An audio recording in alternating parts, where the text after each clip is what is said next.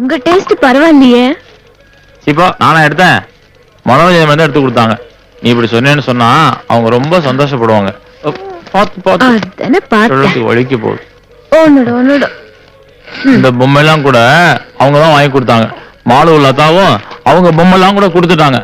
பாப்பாவை நான் தான் வச்சுப்பேன் ரெண்டுக்கு ஒரே சண்டை. பாப்பா நம்ம வீட்லயே இருக்காதான். அது சரி, கொடுங்க. என் செல்லத்துக்கு பசிக்குது, முதல்ல பால் கொடுக்கணும். உனக்கு ஒண்ணு சொல்லலையே, பாப்பாவுக்கு பேர் என்ன தெரியுமா? சொல்லுங்க.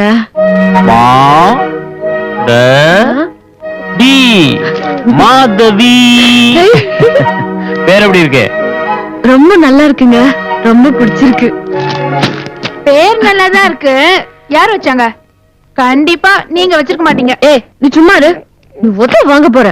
ஏதாச்சும் வாய புடுங்கறதுலயே இரு. ஏன் அவருக்கு பேர் வைக்க தெரியாதா? பவானி சொல்றது சரிதான். எங்க ராமநாத் சார் வச்ச பேர் மனோஜ் மேடத்துக்கும் ரொம்ப பிடிச்சிருக்கு. மாதவிக்கு 900 ரூபாய்க்கு ஒரு தொட்டில் வாங்கியிருக்கேன் பாரு. உனக்கு தொந்தரவே இல்ல. தொட்டில போட்டு நீ பாட்டுக்கு வேலையை பார்க்கலாம்.